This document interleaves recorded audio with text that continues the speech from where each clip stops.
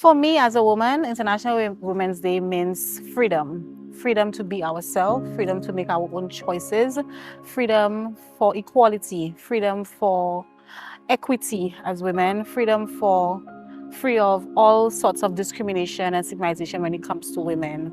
And not just women in all areas of life, women at all levels, women all over the spectrum. It started with me finding my own self. I started having those feelings, the same-sex feelings from a young age in secondary school, but I never knew what it was to be a lesbian. I never even heard of the word LGBT, the term LGBT, the word gay, the word lesbian. And then when I went to South Africa, that's when it really dawned upon me that these feelings are real.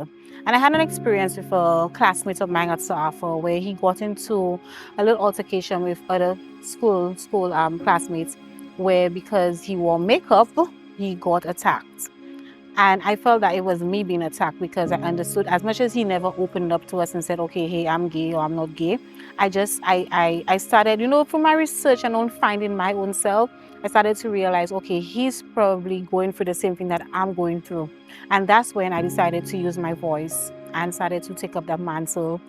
And my first move was right there at Sa'afa and raising my voice against that type of discrimination, against that type of violence, until one day when I started my young, getting into the working field, there was a conversation on the radio, Radio 100 with Andrew Paul, and a very well-known activist at the time.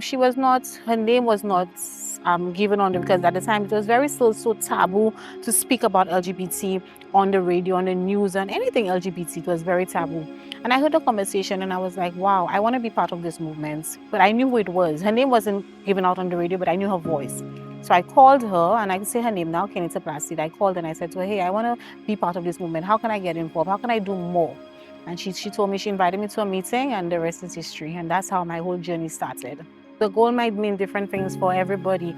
For me, at the end of the day, the goal is equality. The goal is knowing that women do have a rightful place in society. Women do have a voice in society where their voices are heard, and a lot of times we see that women want to be empowered, women want to be held in positions where they can make power moves, as we say, but sometimes that they're not able to be placed in these positions. And I think it's because a lot of women tend to be fearful to get out there, because we tend to live with the term, we live in a man's world, and patriarchal society where men are still up there and women are still below there. And sometimes I think we as women are not strong and not empowered enough to know that we do deserve a rightful place, and forget about the fear. Sometimes it's the lack of financial resources. When we have women who want to enter politics as well, a lot of things hinders that. Women don't deserve a rightful place in politics. We are taught, socialized to know that girls have to be seen and not heard, meaning that our voices are not supposed to be loud enough to be heard. And I think all these things are, it all boils down to fear that we are not able to, that holds us back from lifting up our voice in society to get action, to get things heard and get things done. I think for me as a woman, where I have been chastised and down the most is dealing with my mental health. I'm a very open person. I'm an open book. Everybody knows that about me. I am very bold in the way I speak, in what I do, what I advocate for. And when it comes to my personal life, I'm also very open about it. I don't hide anything. I'm very open like that. And my mental health is something that I have never hidden from society as well. Some persons may feel that is not the way to go about doing it, but sometimes using your story can empower somebody else. And for me, my mental health has been a place where I have been the most down in my life, and persons have chastised me a lot for it. Of course, being a leader, considered a leader in society, especially in my LGBT community, the way that I have gone about with my mental health, it may not have been the right way, but I believe that my story, using this part of me and my story, can help empower other persons who are going through the same thing, who are dealing with suicide, who are dealing with suicidal thoughts, who are dealing with mental health issues, who have nowhere to turn, who don't know what to do, where to go, how to seek help.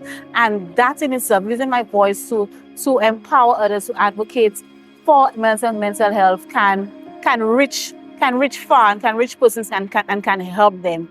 And I think that I have, boom, all over social media. I've been called a lot of names. Even now, you know, me wanting to get into politics, I've heard about, oh, this girl, the girl always wanted to kill herself. She wants to go up for politics.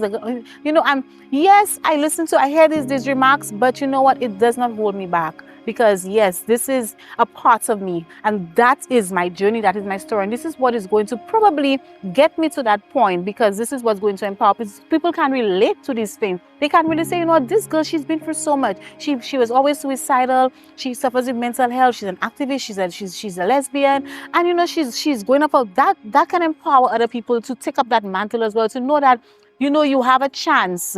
That don't let that side of your life deter you from pursuing your dreams. Don't let it hold you back. And while it may have held me back in certain aspects of my life, it never caused me to say I cannot do it, I cannot push myself, and it's just a dream. You could make the dream a reality out of the dream. You know, at the end of the day, you have to seek the support. You have to get the help, the much needed help. You have to continuously, I've been in continuous therapy, which has helped me a lot. And, you know, you have to also make the conscious effort and the conscious decision for your own self to know that I need help. And once you make that decision for yourself, you know that you're going in the right direction.